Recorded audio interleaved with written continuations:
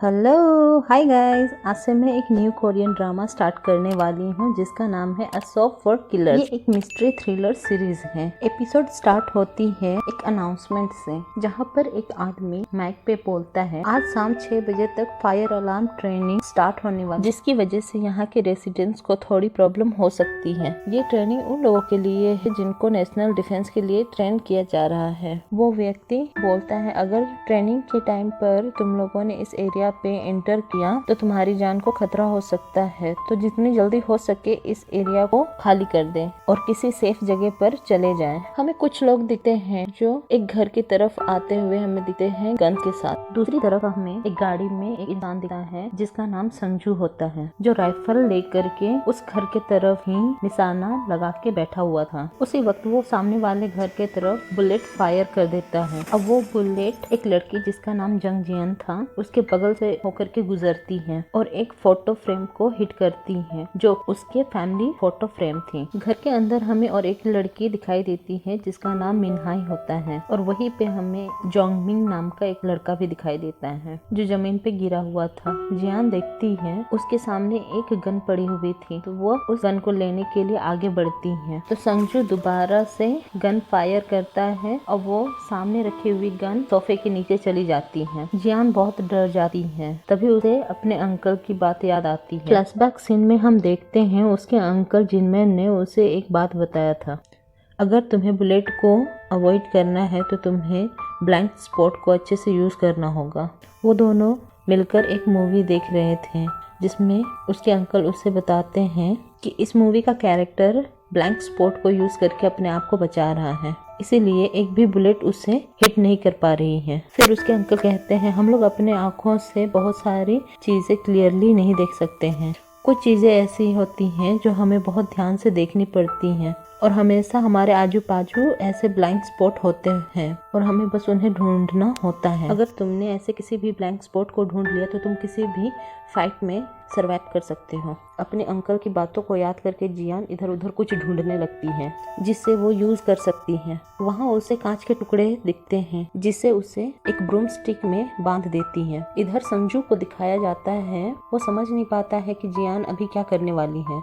तभी जियान उस broom stick को दरवाजे के सामने निकालती है।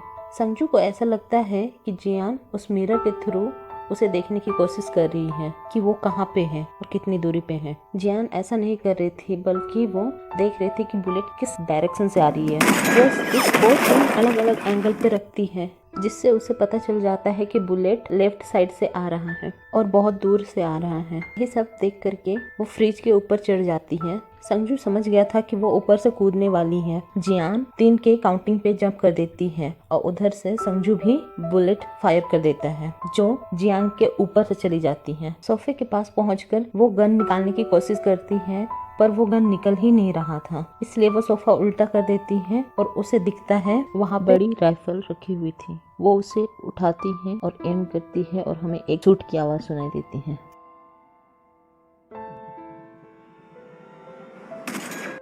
यहाँ से हम पास्ट सीन देखते हैं जहाँ पे हम एक आदमी को देखते हैं जो जियान के खिलाफ एक कंप्लेंट लेके आया है। वो आदमी कहता है इस लड़की ने मुझे बहुत मारा है। तब सीसीटीवी कैमरा से पता चलता है कि वो आदमी एक लेडी का पीछा करते करते वुमेन वॉशरूम में घुस जाता है और उसके बाद वो लेडी वॉशरूम से भाग के निकली थी और उसके पीछे पीछे वो आदमी और उस आदमी के पीछे पीछे जियान उसको मारने के लिए निकली। बाद में जियान उस आदमी को भगा भगा के मारने लगी। जियान पुलिस ऑफिसर के पास बोलती है मैंने कुछ गलत नहीं किया है, ये आदमी वुमेन्स वॉशरूम में घुस गया था, गलती इसकी है। पुलिस ऑफिसर ये कहता है कि मैं ये नहीं बोल रहा हूँ कि गलती तुम्हारी है, लेकिन तुम्हें इसे ऐसी बुरी तरह नहीं मारना चाहिए था और वो बोल रहा है असॉल्ट करने के लिए वो तुम्हें सू कर देगा। जियान कहती है मैंने उसे इसलिए मारा क्योंकि वो मुझे पहले मारने की कोशिश कर रहा था। पुलिस ऑफिसर कहता है तुम इसे खुद से सेटल नहीं कर पाओगी, अपने गार्डियन को बुलाओ। जियान के पेरेंट्स तो थे नहीं तो वो अपने अंकल को कॉल करती है। उसी टाइम पे एक पुलिस वाला उसके अंकल के फोन को उठाता है और बताता है कि तुम्हारे अंकल अब नहीं रहे, वो मर चुके हैं। ये सब सुनकर जियान बहुत शॉक हो चुकी थी। जियान को एक गाड़ी में दिखाया जाता है गाड़ी में जाते वक्त उसे फ्लैशबैक का एक सीन याद आता है। न्यू अपार्टमेंट में शिफ्ट करती है जहाँ पे उसके अंकल जिनमैन वहाँ पे खिड़कियों को अच्छे से सिक्योर कर रहे थे ताकि जियान वहाँ पे सेफ रह सके। जियान कहती है, मैं 20 साल की लड़की हूँ और आपने ये मेरे रूम में ऐसे किस तरह के सामान रखे हैं।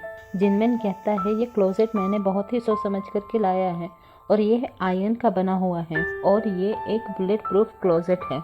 अगर यहाँ पे गोली भी चलेगी तो तुम्हें कुछ नहीं होगा, तुम इसके अंदर छुप भी सकती हो। जियान ये सब सुन करके हंसती है और बोलती है, यहाँ पे गोलियाँ क्यों चलेगी। जिनमैन इसका आंसर नहीं दे पाता। जियान कहती है, आपको मेरे कन्वीनियंस स्टोर का ओनर याद है जहाँ पर मैं पार्ट टाइम वर्क करती थी। उस आदमी ने मेरी बहुत बेइज्जती की हुई थी और कुछ दिन पहले उसका एक्सीडेंट हुआ था और उसे बहुत चोट आई हुई थी। एक्सीडेंट के बाद पता नहीं उसे क्या हुआ, वो मुझे कॉल करके बोलता है कि मैं तुम्हारे सारे पैसे तुम्हें दे दूंगा। जिनमैन कहता है, उसका कोई एक्सीडेंट नहीं हुआ था, मैंने ही उसका हाथ पैर तोड़ा था। तभी वहाँ पे जिनमैन को जियान की एक आईडी दिखती है और उसकी आईडी कार्ड की फोटो निकालने लगते हैं और जियान से कहते हैं कि तुम्हें अपना रजिस्ट्रेशन नंबर हमेशा याद रखना चाहिए, ये बहुत इंपॉर्टेंट है, इसकी ज़रूरत तुम्हें कभी भी हो सकती है। वो उससे फिर ज़बरदस्ती वो नंबर याद करवाता है। प्रेजेंट में गाड़ी में बैठे बैठे जियान को अपनी अंकल की ये लास्ट बातें याद आ रही थी। अगले सीन में वो अपने अंकल को देखने आती है। वो नोटिस करती है उनके गले पे एक जख्म का निशान बना हुआ था। ये सब देखकर उसे बहुत अजीब लगता है। वो कहती है, जब भी कोई इंसान सुसाइड करता है तो वो अपने हाथ का नस काटता है, ये अपने खुद के गले को ऐसे कैसे काट सकते हैं। पुलिस ऑफिसर कहता है, हमने इन्वेस्टिगेशन किया है, ये क्लियर कट सुसाइड केस है। उसी वक्त वो जिनमैन के हाथ पे एक टैटू नोटिस करती है। ये देख के वो सोचने लगती है, क्या ये टैटू पहले से मेरे अंकल के हाथ में था। अगले सीन में वो अपने घर जाती है और बाहर में ही बैठ जाती है। वहाँ पे एक लड़का आता है जिसका नाम जोंगमिन था। वो लड़का उससे पूछता है, क्या तुम मुझे जानती हो। तभी जियान को याद आता है, बचपन में एक बार इस लड़की ने उससे पूछा था कि तुम ठीक हो। जियान कहती है, मुझे तुम याद हो। तभी जोंगमिन कहता है कि उसने कंप्यूटर इंजीनियरिंग किया हुआ है, इसीलिए जिनमैन ने उससे एक बार ही कॉन्टैक्ट भी किया था क्योंकि उन्हें पार्ट टाइम हेल्पर की ज़रूरत थी। तुम्हारे अंकल से कांटेक्ट करने वाला मैं लास्ट पर्सन था, इसीलिए पुलिस ने मुझे इन्वेस्टिगेशन के लिए बुलाया था। फिर जोंगमिन कहता है, तुम्हारे अंकल की डेड बॉडी वॉशरूम में मिली थी, क्या तुमने वॉशरूम साफ़ कर दिया है। जियान कहती है, मैंने अभी तक साफ़ नहीं किया है। तो जोंगमिन कहता है, तुम टेंशन मत करो, मैं साफ़ कर देता हूँ, तुम फ्यूनरल की तैयारी करो, यहाँ पे मैं सारा संभाल लूँगा। फिर हमें जिनमैन का फ्यूनरल का सीन दिखाया जाता है जहाँ पर जिनमैन के बहुत सारे दोस्त आए हुए थे। वहीं पर वो टैक्सी ड्राइवर भी आया हुआ था जिसके साथ जियान लास्ट टाइम पुलिस स्टेशन गई हुई थी। ये टैक्सी ड्राइवर भी जिनमैन का फ्रेंड था। वहाँ पर बहुत सारे फ्लावर्स रखे हुए थे लेकिन उनमें से एक फ्लावर पर कुछ लिखा हुआ नहीं था। जियान को ये समझ में नहीं आता है कि ये फ्लावर कौन लेकर आया होगा। तभी वहाँ पर जियान 2 ट्विंस को देखती है तो वो पूछती है, क्या ये हमारे नेबरहुड से हैं। तो वो टैक्सी ड्राइवर कहता है, इनको तो मैं पहली बार देख रहा हूँ। दूसरी तरफ हम जोंगमिन को देखते हैं जो वॉशरूम साफ कर रहा होता है। उस बाथरूम में ही जिनमैन की डेड बॉडी मिली हुई थी। तभी वहाँ के क्लोजेट के पास उसे खून दिखता है। वो जैसे ही क्लोजेट को खोलता है तो उसके अंदर उसे एक फ़ोन मिलता है। इस तरफ फ्यूनरल में सारे लोग जिनमैन के बारे में ही बात किए जा रहे थे। किसी को समझ में ही नहीं आ रहा था कि उसने सुसाइड क्यों किया था। कुछ लोग कहते हैं उसका बिजनेस अच्छे से नहीं चल रहा था, इसी वजह से वो कर्ज में डूब गया था। एक आदमी बताता है, घर आने से पहले जिनमैन एक गैंग का लीडर था और ये एक सीक्रेट बात है, इसीलिए बहुत कम लोगों को इस बारे में पता था। फिर वो बोलने लगता है कि ऐसा रूमर था जिनमैन एक NIS ग्रुप का एंटी नॉर्थ स्पाई था। तो दूसरा आदमी कहता है उसके मार्क्स इतने खराब थे तो फिर ऐसे ग्रेड के साथ वो NIS कैसे ज्वाइन कर सकता है, ये पॉसिबल ही नहीं है। ऐसे बातें करते करते वो सब लोग लड़ने लगते हैं। तभी वहाँ पर वो टैक्सी ड्राइवर आ जाता है और वो उन लोगों से कहता है, तुम लोगों को ऐसी बातें नहीं करनी चाहिए। तुम लोग भूल गए क्या कि जिनमैन ने हमारी कितनी हेल्प की थी। जब हमारे घर के लोगों ने गैम्बलिंग में सारे पैसे खो दिए थे तब जिनमैन ने हमारी हेल्प की थी। वो और उसका भाई मरते मरते बचे थे। उस टाइम पर भी जिनमैन ने उसकी हेल्प की थी। और उसे बहुत सारे पैसे दिए थे। जियान मन में सोचती है वो अपने अंकल के साथ 10 सालों से रह रही है, फिर भी वो अपने अंकल के बारे में कुछ नहीं जानती। फिर घर आने के बाद जियान अपने अंकल को बहुत याद करती है और बहुत रोने लगती है। वो कहती है आपके लिए चीजें इतनी मुश्किल हो गई थी तो आप हर वक्त स्ट्रॉन्ग होने का प्रिटेंड क्यों करते थे? अब मैं आपके बिना अकेले क्या करूंगी? उसी टाइम पर जोंगमिन वहाँ पर पहुँच जाता है। जियान को ऐसे रोता देख वो बाहर जाता है। जियान उसे रोककर कहती है मुझे बिल्कुल भी अच्छा फील नहीं हो रहा है, क्या तुम मेरे साथ कुछ टाइम के लिए रह सकते हो? एक्चुअली मैं जोंगमिन वही फोन देने आया था जो उसे बाथरूम में मिला था। जियान कहती है ये उसके अंकल का फोन नहीं है, उसके और उसके अंकल के पास तो लेटेस्ट फोन था, ये तो काफी पुराना लग रहा है। तो जोंगमिन कहता है शायद तुम्हारे अंकल इस फोन को काम के टाइम पे यूज करते होंगे। वो जैसे ही फोन को ऑन करती है वहाँ पे एक मैसेज आया हुआ था। मैसेज में लिखा हुआ था मैंने 70 मिलियन डिपॉजिट कर दिया है, मुझे मेरा सामान कब तक मिलेगा? जियान को समझ में नहीं आता कि कोई 70 मिलियन क्यों डिपॉजिट करेगा, और वो जैसे ही बैलेंस चेक करती है वहाँ पे 18 बिलियन अमाउंट था, जबकि उसके अंकल एक नॉर्मल सा बिजनेस करते थे। उस बिजनेस से इतना कमाना पॉसिबल नहीं था। जियान उससे पूछती है जो वेबसाइट तुमने मेरे अंकल के लिए बनाया था क्या तुम मुझे वो दिखा सकते हो? वो वेबसाइट में तो ये दिखाया जाता है कि उसके अंकल हाउसेस बेचते थे, मोटे वाले पैप।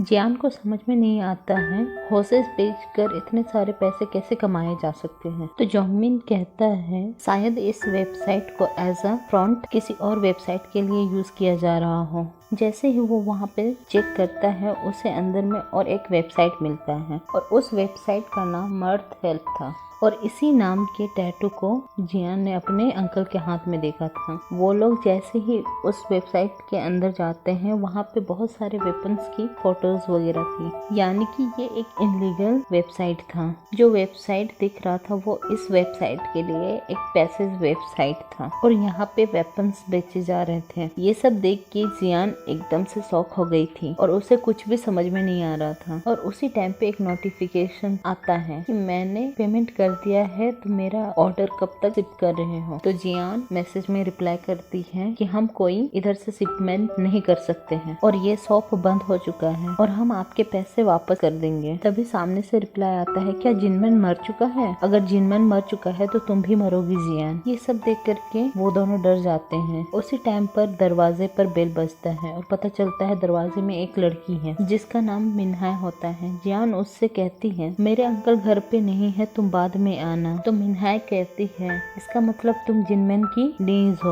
उसने मुझे तुम्हारे बारे में बहुत कुछ बताया है। फिर वो बताती है कि वो जिनमैन की प्राइवेट चाइनीज ट्यूटर है। उसी टाइम पे हम देखते हैं मिन्हाय के पर्स में एक गन रखा हुआ है। जियान को समझ में नहीं आता है कि उसके अंकल चाइनीज भी सीख रहे थे। उसी टाइम पे जियान को और एक मैसेज आता है। मैसेज में लिखा हुआ था तुम अपने आप को किसी और को मारने मत देना क्योंकि मैं तुम्हें खुद ही आकर मारूंगा। और मिन्हाय बार बार अंदर आने के लिए बोल रही थी। उसी टाइम पे हम देखते हैं कि बहुत सारे ड्रोन जियान के घर की तरफ आ रहे थे। एपिसोड के लास्ट सीन में हमें पास का सीन दिखाया जाता है जहाँ पे जियान 7 साल की थी और उसके अंकल जिनमैन उसके घर आए हुए थे। पता चलता है कि उसके अंकल 8 सालों में पहली बार ही घर आए हुए थे। जियान जब भी खाने की कोशिश कर रही थी तो जिनमैन उसका खाना उठा ले रहा था और खाने के लिए वो कम्पीट करने लगते हैं। ये पहली बार था जब जिनमैन और जियान ने बात किया था। तब जिनमैन ने कहा था क्या तुम मुझे जानती हो? जियान कहती है नहीं। तो जिनमैन अपना नाम बताता है मैं जिनमैन हूँ, मेरा नाम हमेशा याद रखना। तो जियान उसी निकाल करके चिढ़ाती है और इसी सीन के साथ एपिसोड 1 यहीं पे खत्म हो जाता है। अगर आप लोगों को मेरी एक्सप्लेनेशन पसंद आई हो तो लाइक शेयर सब्सक्राइब जरूर करें।